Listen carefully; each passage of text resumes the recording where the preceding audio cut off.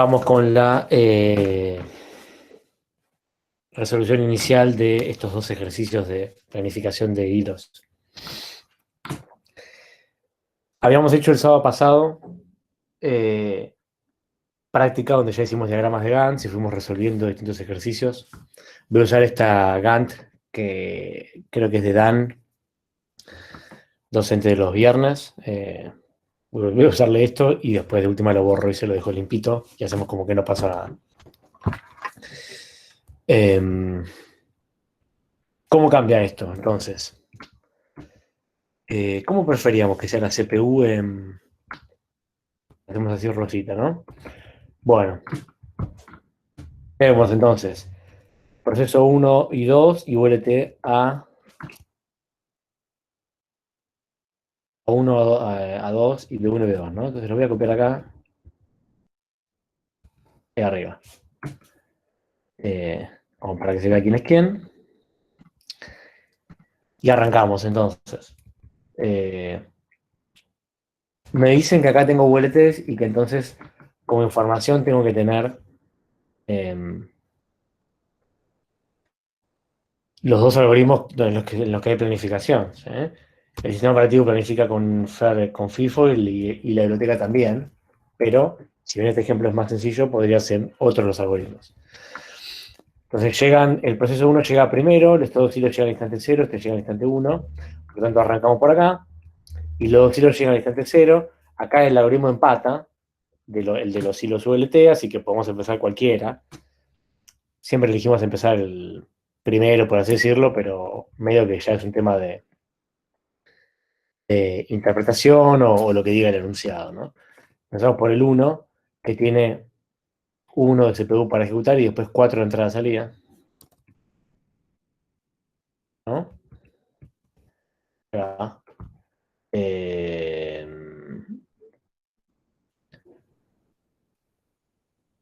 En el instante 0 ya teníamos al VLTA2, ¿sí?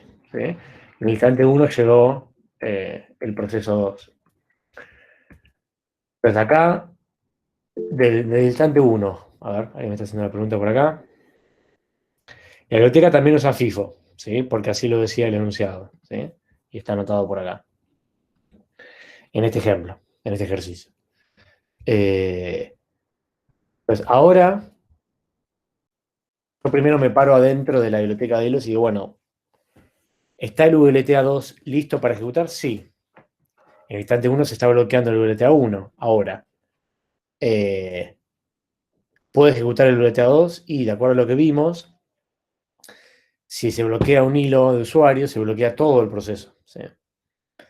Hay una excepción a esto, que es jacketing, que lo voy a explicar ahora en unos minutos, pero con lo que vimos hasta ahora, por defecto, no tenemos nada especial. Entonces, por defecto, ¿qué pasa? Se bloquea todo el proceso y por lo tanto el VLTA2, que está listo para ejecutar, no puede ejecutar. ¿Eh? Por lo tanto, ya en el instante 1, habiendo llegado los hilos del proceso 2, arrancan estos.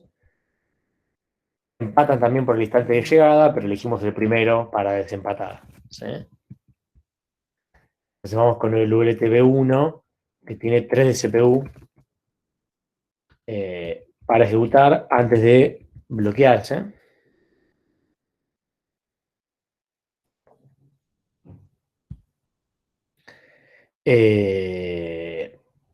Para poder hacer una entrada-salida de ¿cuánto?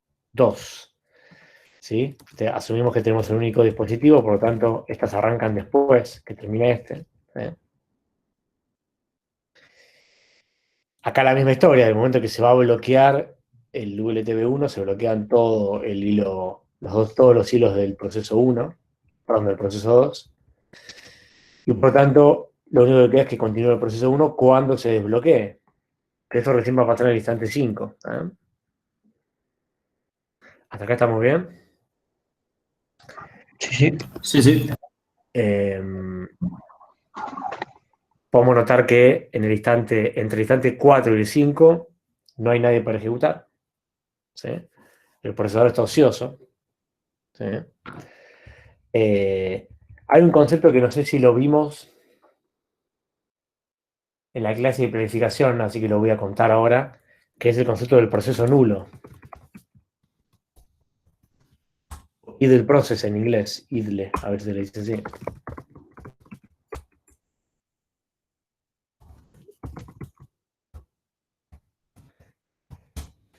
Algunos sistemas operativos, Windows, creo que Linux también, pero no sé si se ve, en Windows se ve seguro. Cuando no hay ningún proceso para ejecutar, lo que hacen es tener siempre iniciado un proceso llamado proceso nulo, que lo inició el sistema operativo y que es el que va a ejecutar cuando nadie más esté para ejecutar, cuando todos los procesos estén bloqueados o no haya procesos de usuario. Este proceso está siempre ahí. Como todos estos sistemas tienen cierta prioridad, a este proceso se le pone la prioridad más baja. Entonces, de alguna manera, la idea es que solo va a ejecutar si nadie más tiene algo para ejecutar y si aparece un proceso creado por el usuario, entonces automáticamente reemplaza al que está ejecutando, lo desaloja. ¿Sí? Entonces muchos sistemas operativos implementan esto en la planificación, este concepto del proceso nulo. ¿Y cuál es la idea? Poder tener una estrategia homogénea con respecto a la planificación, en el sentido de que el caso en el cual no hay ningún proceso de usuario por ejecutar no es un caso distinto del resto, porque lo que pasa es que ejecuta este proceso nulo y entonces en realidad siempre hay alguien para ejecutar. ¿Sí? Entonces, como que la lógica de planificación es homogénea. Siempre hay alguien. ¿Sí?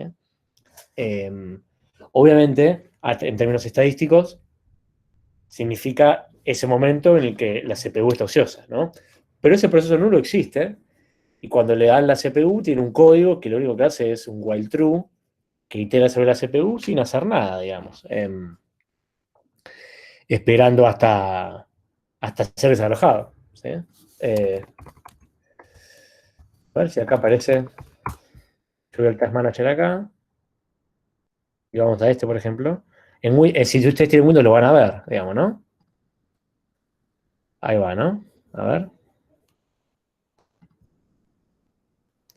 ¿No? Pero es este caso, ¿no? ¿Se ve? En el Task Manager de Windows veo el idle process, que es está bajo el del sistema y que consume el 99% de la CPU. ¿Significa esto que mi CPU está ocupada? Depende cómo lo miren. O sea, está ocupada con este proceso, pero en realidad el sistema no está haciendo nada. ¿Sí? Así que no estoy teniendo un procesamiento útil. El sistema está principalmente sin hacer nada útil. ¿Está bien? Así que nada, vemos ese concepto que ya lo vimos que estaba ahí medio olvidado, está bueno que lo tengan presente. Volvemos. Nosotros no lo dibujamos acá, pero está ahí. Es válido decir que en este instante ejecutó el proceso nulo. ¿Sí? Bueno. Vuelve acá a ejecutar el proceso 1, mientras el proceso 2 está completamente bloqueado. Y acá viene otra decisión a tomar, ¿no? Que vamos a terminar de explicar en el slide siguiente, y es, ¿quién debería ejecutar? Porque los dos hilos están listos, el VLTA1 o el VLTA2. ¿Sí? Y nosotros por defecto vamos a elegir esto. Tiene uno para ejecutar, ¿no? ¿Sí? Después hace dos entradas-salida. Pero hay una razón por la cual estamos eligiendo esto. Y la razón, que la voy a escribir acá, las borro del proceso nulo, le voy a dar un poco de suma a esto, ¿no? Igual creo que muchos están viendo esto, pero un poco de zoom camina mal, ahí va. La razón es que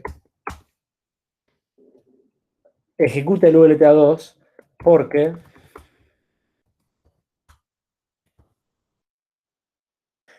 la syscall es interceptada por la biblioteca.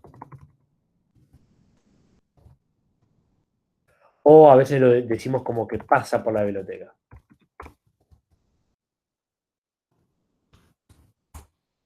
Solo por eso.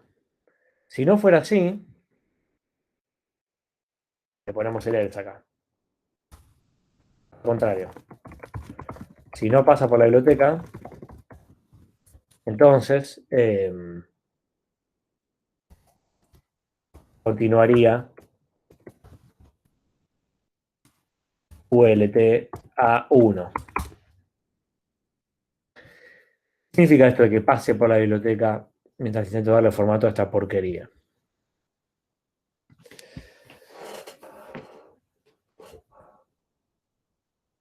El hilo, cuando se bloquea, es bloqueado por el sistema operativo. El sistema operativo bloquea todo el proceso. La biblioteca de usuario de hilos, si nosotros seguimos la lógica de un algoritmo FIFO que conocemos, debería eventualmente, cuando retoma la ejecución, switchear al ULTA2. Pero el problema es que si la biblioteca no llega o no puede ejecutar, no tiene manera de poder tomar esa decisión. La biblioteca de hilos tiene que poder ejecutar para hacer el switch de un hilo a otro. ¿Sí? Si el hilo 1 venía ejecutando, no está ejecutando todavía la biblioteca. Y si automáticamente se bloquea todo el proceso, la biblioteca no tuvo oportunidad de ejecutar. Por lo tanto, eso significaría que esa syscall no pasó por la biblioteca no tuvo tiempo de enterarse que el proceso completo se iba a bloquear. Eso sería cuando no hubiera pasado por la biblioteca. Ahora, si esa syscall fue interceptada por la biblioteca, más allá de que el proceso se termina bloqueando, la biblioteca tiene la oportunidad de preparar un cambio de hilos para el momento en el que se retome, y eso es lo que está pasando acá, en el ejemplo que nosotros estamos llevando adelante. ¿Sí? Bien.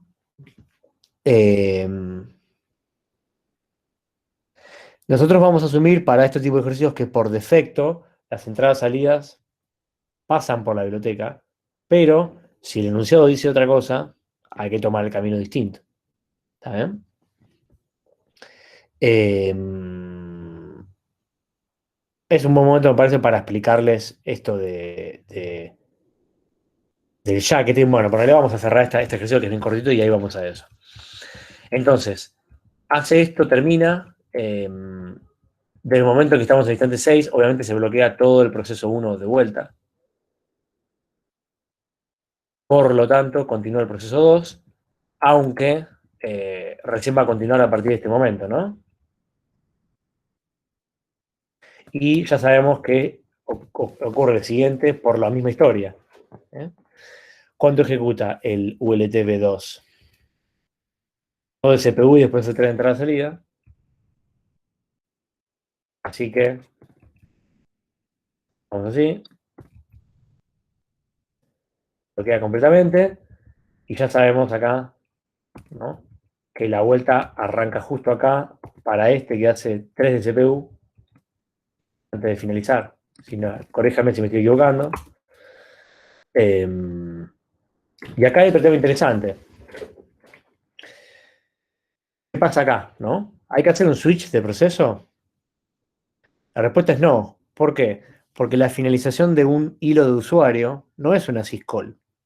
¿Sí? El sistema operativo no se está enterando de eso. Se llama la biblioteca de usuario, ¿sí?, que corre en espacio de usuario.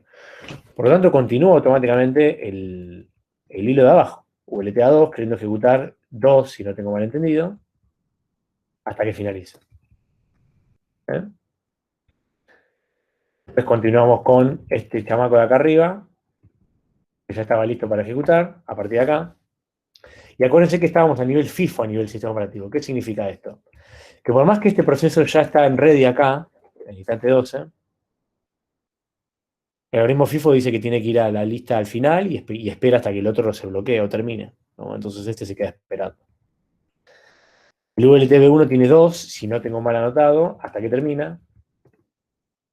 Y después el chamaco de acá, 3 hasta que termina, ¿no? Bien, ahí lo terminamos. ¿Se entendió hasta acá? Esta parte, esta resolución. Una consulta, profe. Digo, En el instante 12, sí. ¿por qué? O sea, ¿no podría ejecutar ult B1 o ult B2? Sí, pero en realidad no por la planificación que tenemos, porque para el sistema operativo, el proceso 2, que constituye estos dos hilos, se desbloqueó, están ready. Y para el sistema operativo, el proceso 1 sigue ejecutando. El sistema Ok, operativo no se da cuenta que terminó un hilo y empezó el otro. Para el sistema operativo, todo esto es una única ráfaga. perfecto. Gracias. De nada. Profe, una pregunta. Sí. Esto que estaba comentando sobre pues, sobre lo del cambio de la syscall que se intercepta por la biblioteca. eh, Solamente para terminar de cerrar la idea en mi cabeza, si no hubiese habido un cambio de proceso, en el instante 5 hubiese seguido ejecutando ULTA1. Así sería. Eh, eh, La idea de que hubo una reorganización de los hilos es sí. porque antes cambiamos de proceso en el principio. Digamos, si el proceso 2 eh, hubiese llegado, no sé, en el instante 10, el primer paso, digamos, el ULTA1 hubiese estado siempre con prioridad. Eso es lo que no... Bien, vamos a ir al slide donde yo explico esto y vamos a ver si ahí queda un poco más claro, porque yo lo arranqué con el ejemplo. Así que ahí explico eso y me repreguntás si sigues con la duda. ¿Vale? Que eso viene perfecto para esto. Entonces, habiendo resuelto esto y antes de ir a la otra práctica, retomo la parte teórica mezclando un poco todo, pero bueno, está muy relacionado. Minimizamos el zoom acá, marcamos como hecho esto que dice ahora y le damos presentar. Ahí va. ¿Se ve el slide? Bien, espero que sí. Bueno, ¿cómo es entonces el sistema? Entonces, cuando un proceso, un hilo de usuario, mejor dicho, realiza una syscall, corre el riesgo de bloquearse, ¿no? Sabemos que las syscall podrían ser bloqueantes.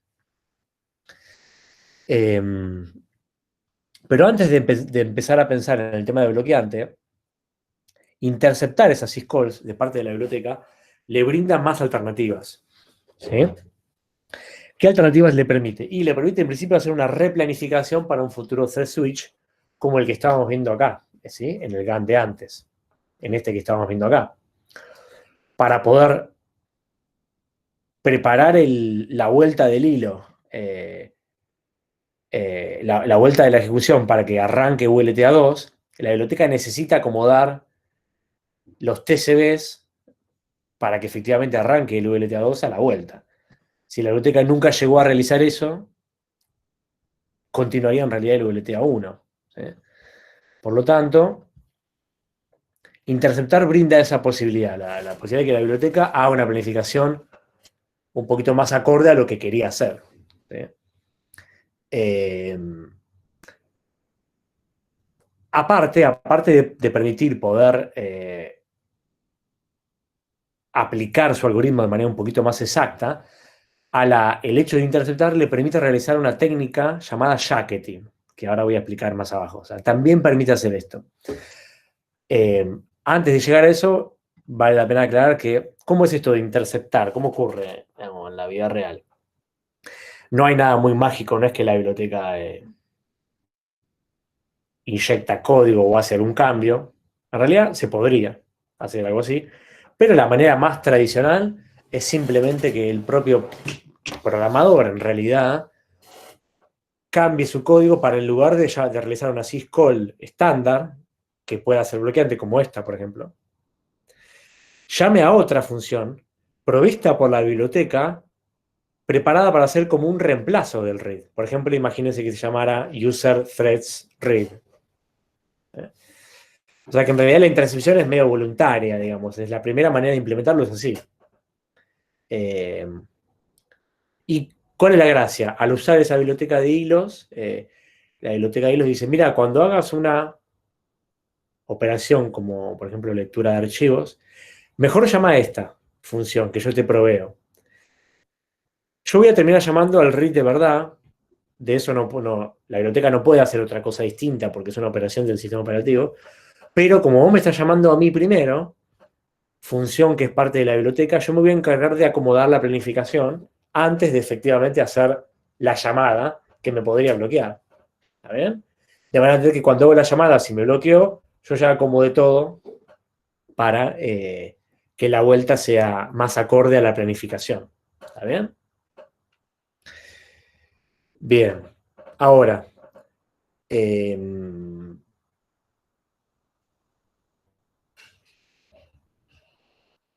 vamos al grafiquito que lo explica antes de vaya que tiempo.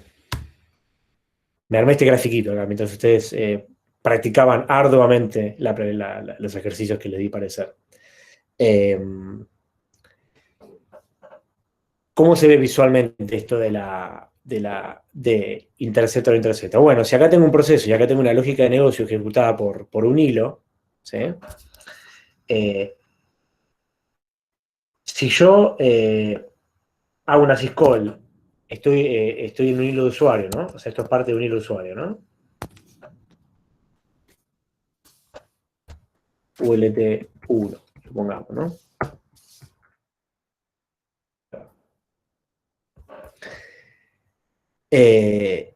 Si yo hago una syscall directo, sería el caso 2, donde yo estoy ejecutando de mi hilo y llamo a la función read, por ejemplo. ¿Sí? Nada, la biblioteca, acuérdense que es una función que tiene que ser llamada para ser ejecutada. Es parte del proceso, pero hay que llamarla. Entonces, si yo hago una syscall directo al sistema operativo, ahí está, no pasé por la biblioteca. ¿Está bien? Entonces, cuando vuelva a ejecutar el proceso y consecuentemente el hilo, sigue el hilo que estaba. ¿Sí? Que es el caso que nosotros no elegimos por defecto, pero que podría ser. Y el caso 1, el que sí elegimos por defecto, es el caso donde yo en realidad, en vez de hacer la syscall, llamé a otra función. ¿Sí? Un wrapper. Esa función es de la biblioteca. Por lo tanto, la biblioteca acomoda lo que tenga que acomodar y cuando deja todo más o menos listo, hace la syscall de verdad, la que yo hubiera hecho directamente. ¿Sí? Pero tuvo tiempo de interceptar. ¿Se entiende un poquito más visualmente? Esta intercepción que estamos viendo acá es la que nos permite llevar adelante el jacketing, que ahora voy a pasar a explicar. Volvemos. Entonces, ¿qué es jacketing? Es una técnica a través de la cual las llamadas al sistema se convierten, las que podrían ser bloqueantes, se convierten a no bloqueantes antes de ser ejecutadas. ¿Sí? ¿Cuál es el objetivo? Tiene sentido cuando uno tiene hilos de usuario. El objetivo es justamente evitar que ese hilo se bloquee y por lo tanto bloquea todo el proceso. ¿Sí? Es como tratar de evitar una de las desventajas que vimos que los hilos de usuario tenían. ¿Sí? Para poder llevar adelante esto, ¿cómo hago? La biblioteca tiene que poder interceptarla esa llamada, si no, no hay forma. Y cuando las intercepta, si está esta funcionalidad de jacketing inhabilitada, entonces, ¿qué pasa? Como la biblioteca es la que va a hacer las syscalls por mí, en lugar de yo de manera directa, tienen la posibilidad de cambiarla, mandándole algún parámetro, haciendo alguna magia, para que esa syscall se realice de manera no bloqueante. ¿Está bien? Depende de si la biblioteca tiene implementado el jacketing o no. Pero para que haya jacketing tenemos que estar en el caso 1. ¿Sí? ¿Y qué logramos si hay jacketing? Y logramos entonces que no pase lo que vimos acá, ¿no? Que es que cuando un hilo se bloquea, entonces este hilo de acá abajo no podía ejecutar. Si yo tuviera jacketing, el VLTA2 podría ejecutar. ¿Está bien? Ahí sería la diferencia, que acá en este ejercicio no lo estamos dibujando, pero está bueno que lo entiendan y porque puede aparecer en otro ejercicio. ¿Sí? Así que jacketing es una manera en los VLTs de evitar la desventaja de que el VLT bloquea todo el proceso, ¿no? Entonces los VLTs tienen esa desventaja siempre y cuando no tengan implementado jacketing, ¿sí? Que no es algo que esté por defecto y que tiene su complejidad de que la biblioteca lo considere, digamos, ¿no? Bien. ¿Se entendió un poco más esto de interceptar y jacketing? Alguien me ha hecho antes una pregunta, no sé si ya quedó más claro. Si no, me pueden preguntar de vuelta. ¿Tendría Nada. alguna desventaja el usar jacketing? O sea, algo en contra.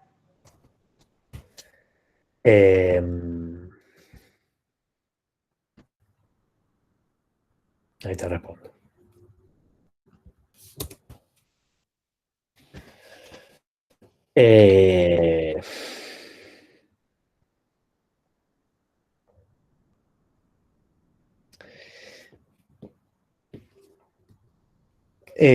Digamos, a ver, uno podría argumentar que la lógica del programa en general es un poquito más compleja, pero hasta ahí nomás, porque ya vendría programado en la biblioteca, ¿no? Entonces yo me pongo como desarrollador de mi programa, si la biblioteca ya tiene jacketing, ya está, así que no, a mí no me agrega complejidad.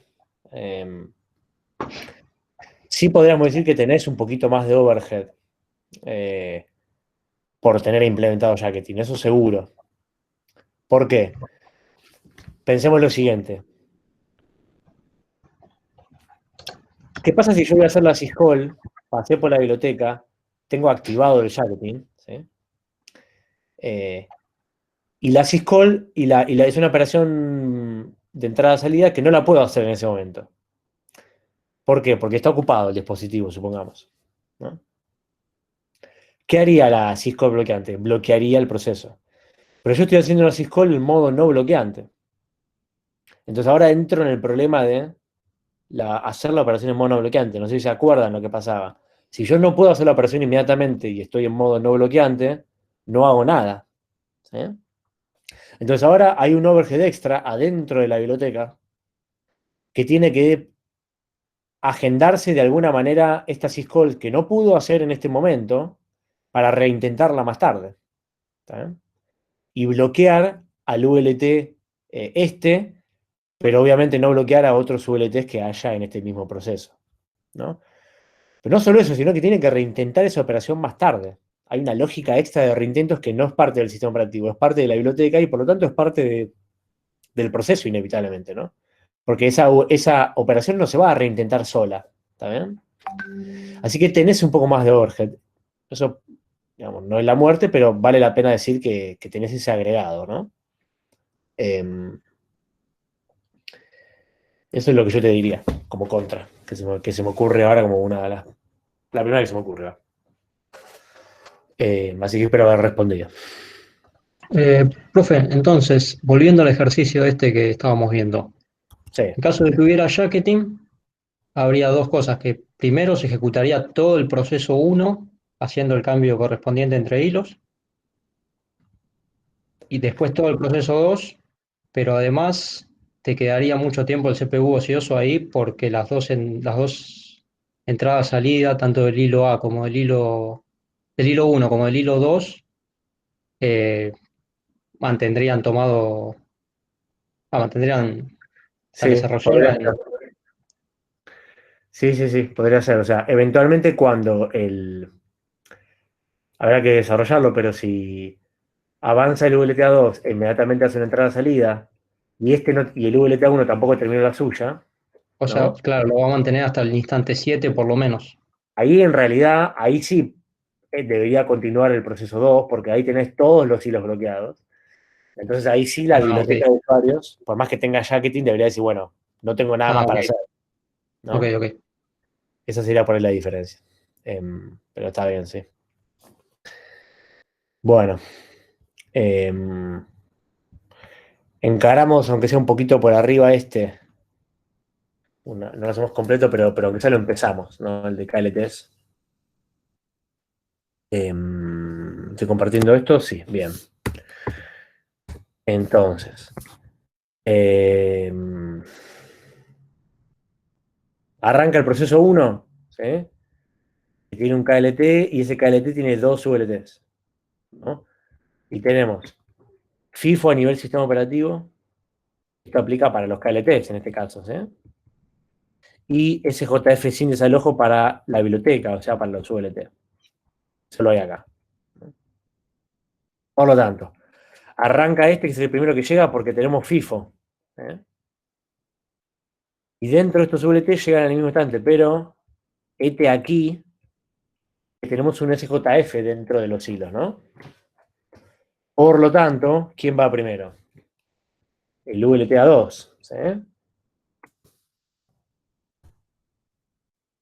Vamos a poner así.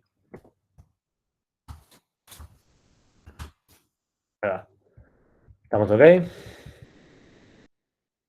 Entonces, este chamaco, o chamaca, empieza a ejecutar.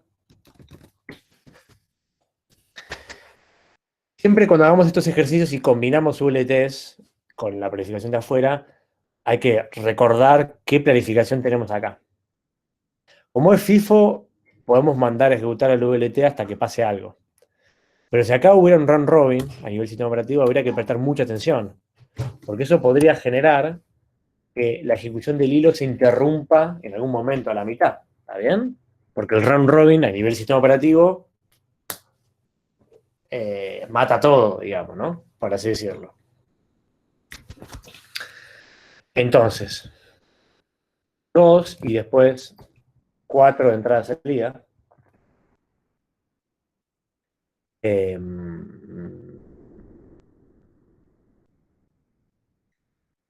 No me dice nada, así que por defecto asumimos que no hay jacketing, que pasa por la biblioteca, pero que no hay jacketing. Por lo tanto, queda bloqueado todo el proceso 1. Más particularmente, vale la pena recalcarlo, lo que ahora se bloqueó es el KLT-A. ¿Está bien? Ahora ya no hay procesos ejecutando, tenemos KLTs. El proceso no tiene otros KLTs, así que hasta ahí llegamos. Estos chamacos llegan al instante 4 y 5, ¿no? Por lo tanto, esto interesante, no pasa nada hasta el instante 4. ¿Eh? O sea, acá. ¿Sí? Que tenemos a... puedo dibujar acá o acá. Bueno, da lo mismo. KLT B1, B2. KLTC. Entonces este chamaco de acá arranca su ejecución en este instante, ¿no? Prestemos atención un segundo antes. ¿Cuál es la planificación acá? Estos son KLT, sistema operativo, FIFO, el primero que llega. Llegaron en el mismo instante, empataron. ¿Sí? Elegimos el primero, mientras el enunciado no diga otra cosa, vamos con el primero, pero empataron por el algoritmo. ¿Sí? Bien, entonces hacemos un 4 de CPU. A ver.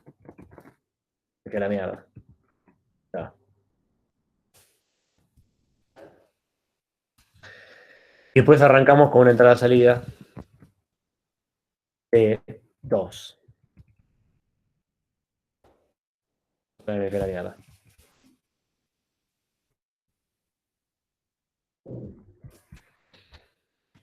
¿Está bien? Bueno.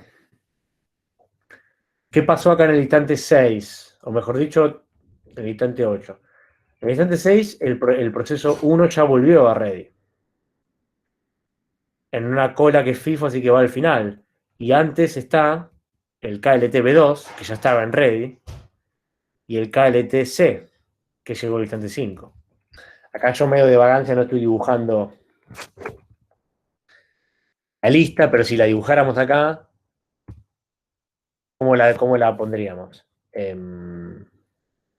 Acá, en el instante 4, ya sabemos que está el KLT B2 esperando. Y en el instante 5, justo, bueno, esto queda medio raro porque justo los cuadrados no machean con, pero se entiende. Ya que se nos agregó uno nuevo, ¿no? KLT. Sí. Estoy dibujando la lista de ready, ¿no? Donde este tiene más prioridad que este porque llegó antes. Entonces esto me da la pauta de cuando se bloquea este chamaco,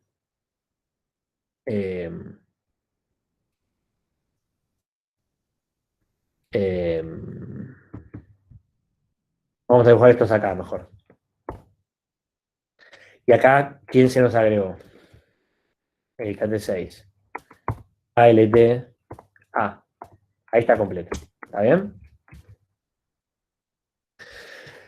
Así me queda la lista de ready, por lo tanto, en el instante 8, cuando este se bloqueó, naturalmente continúa este. Ya, bueno, está bueno dibujarlo para que no sea tan obvio de que. O no nos dejemos engañar con que siempre va a ser una escalerita, ¿no? Así que vamos con el KLT B2, que tiene 2 para ejecutar, si no veo mal, y una entrada-salida de 3. ¿Se entiende más o menos la mecánica? ¿Sí? Vamos a cortar acá con esto. Deberían poder continuarlo. Presten atención cuando vuelva a ejecutar el KLTA. ¿Sí? ¿Qué pasa acá? ¿Sí? Claramente va a continuar, como decimos que por defecto pasa por la biblioteca, va a continuar el VLTA 1. Pero cuidado en realidad. No tengo que ir directamente a eso, sino que tengo que recordar que tengo un SJF con desalojo esta vez en los hilos. ¿Está bien? Entonces, antes de haberme tentado de decir, manda el VLT a 1, que es lo que hacíamos antes porque teníamos un FIFO en VLT, ¿qué tengo que hacer? Comparar las ráfagas. ¿Sí? Ya podemos saberlo, ¿no? ¿De qué tamaño tiene la próxima ráfaga del VLT a 2? 2. Y la primera ráfaga de VLT a 1 que no va a poder ejecutar nunca, 3. Entonces, ¿quién va a continuar? El VLT a 2. ¿Está bien? Justo acá fue contraintuitivo. ¿Está bien? ¿Estamos de acuerdo? ¿Sí? Así que en este caso, a este chamaco le toca. ¿Sí?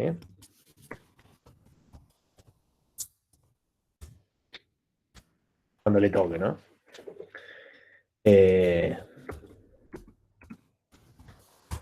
Bueno, damos por cerrada esta parte. ¿Sí? Y esta especie de parte práctica también es teórica y le damos duro y ya vemos el tema que nos falta. Es cortito. Volvemos acá.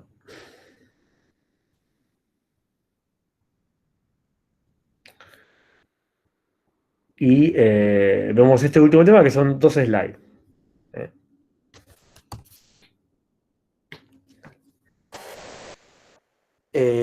Arquitectura de kernels. ¿Sí? El kernel, sistema operativo, núcleo, es un sistema complejo per se. Entonces un buen diseño podría estar bueno que tenga, si no puede volverse un gran quilombo. Imagínense como su trabajo práctico, pero 1000 veces más complejo, ¿no? O por lo menos 10. Yo me acuerdo que mi trabajo práctico tenía algunas miles de líneas de código y el kernel de Linux hace 20 años tenía 10 millones de líneas de código, ahora no sé cuántas tiene. Así que su trabajo más o menos era eso, ¿no? 1000 veces más grande, más o menos. Bueno.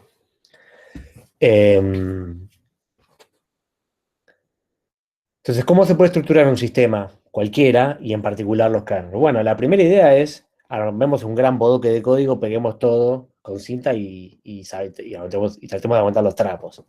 A eso se le llama arquitectura monolítica, ¿sí? Que también está muy en moda hoy en día en desarrollo backend también. Entonces, esta primera estrategia puede ser hacer un kernel monolítico. ¿Y cómo sería un kernel monolítico? Bueno, tengo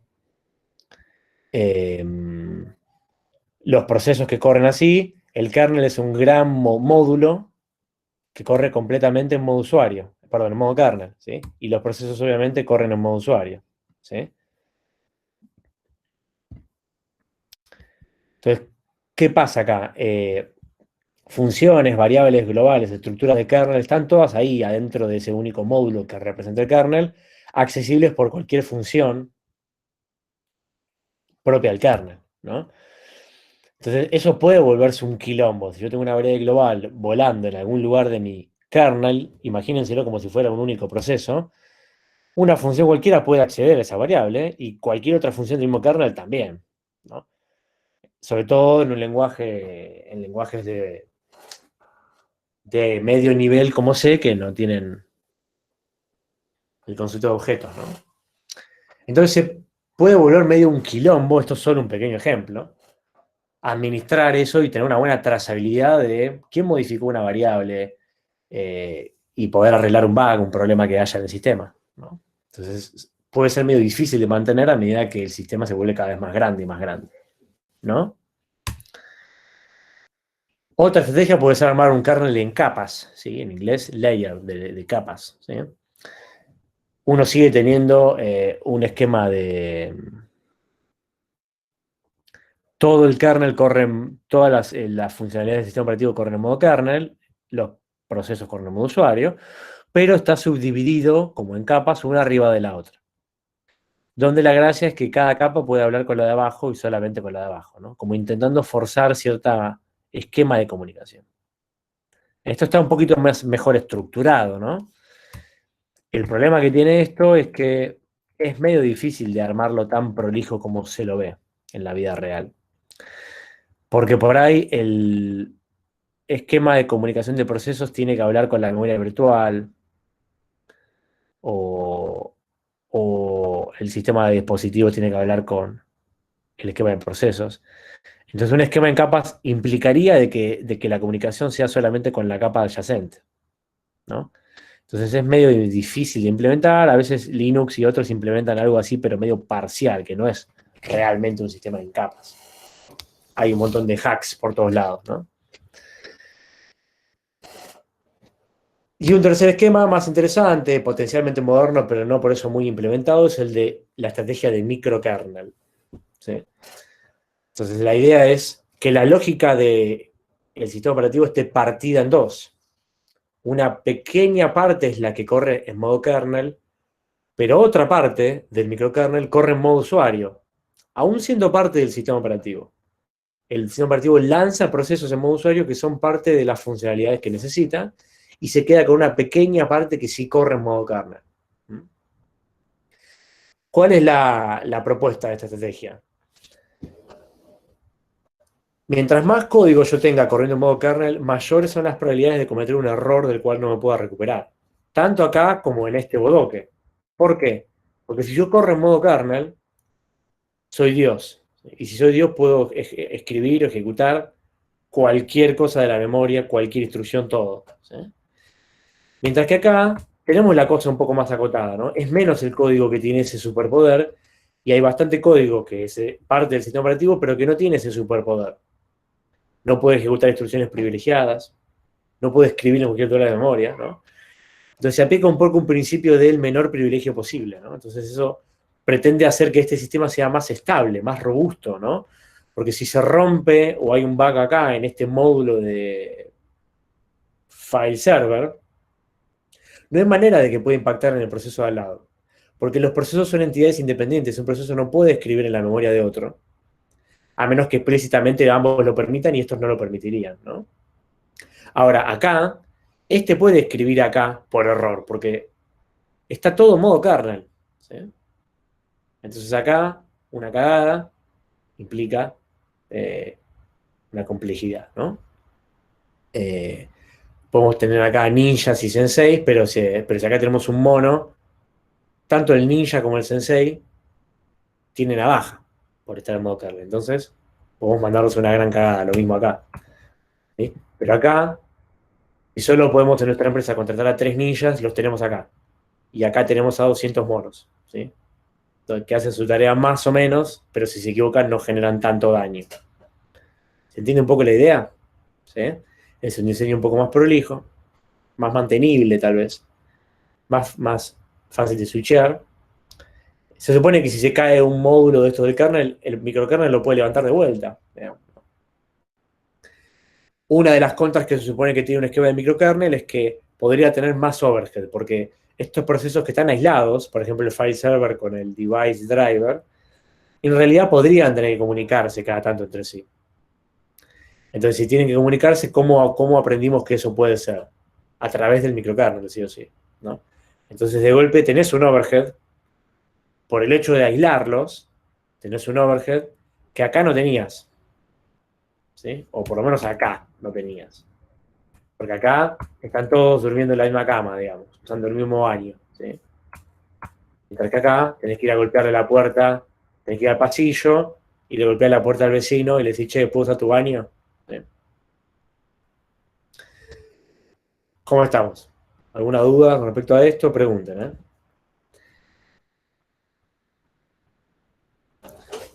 En las notas de este slide y probablemente el anterior, está con un poco más de detalle todas estas ventajas y desventajas que estoy diciendo, pero más o menos están ahí, digamos.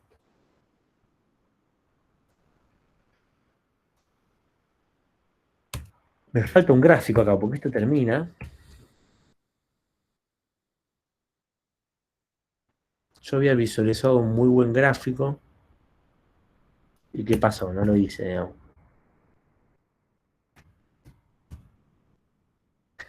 Sería algo así, digamos.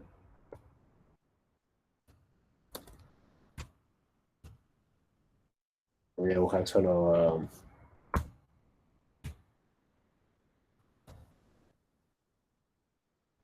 Hace un poco de trampa. No le digan a nadie.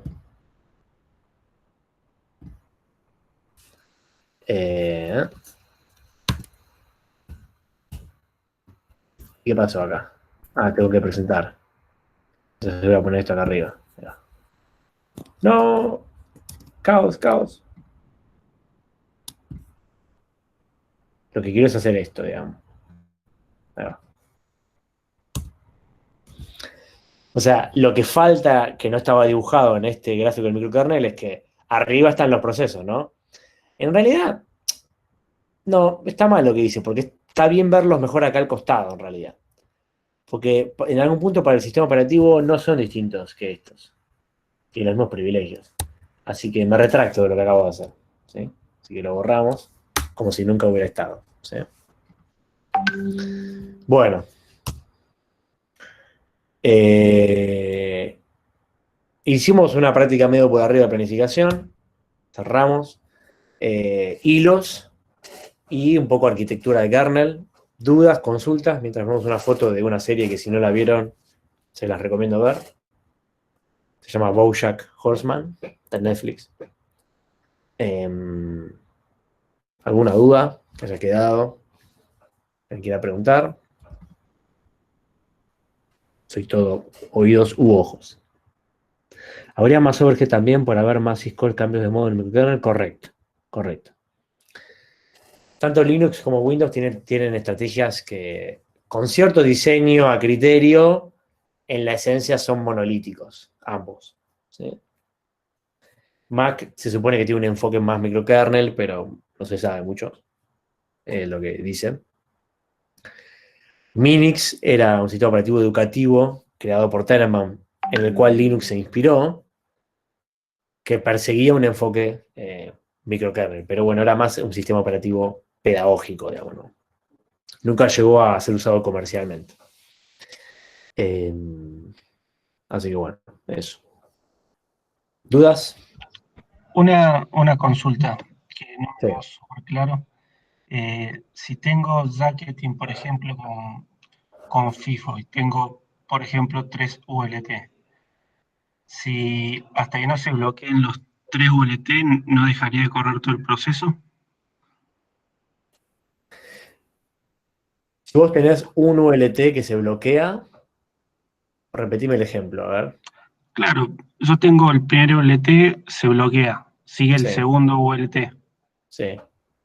se bloquea ese, seguiría el otro ULT sin cambiar de proceso todavía, Todo porque eso, estoy en FIFO.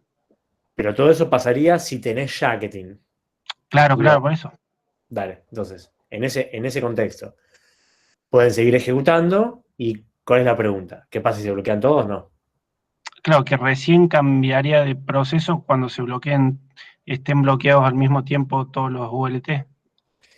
Exactamente, exactamente. O si la planificación a nivel sistema operativo te desaloja. ¿Sí? Claro, Si a pero en nivel caso de un FIFO, round robin con un máximo de quantum, por ahí te cortaste a la mitad. ¿Sí? Así claro, que está bien, esta es la excepción, digamos. esa duda tenía. Ahí va.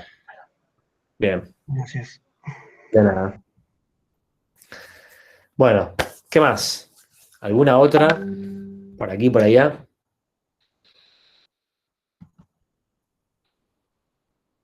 No. Bueno. Vamos a dejar de grabar. Adiós, nos vemos en el infierno.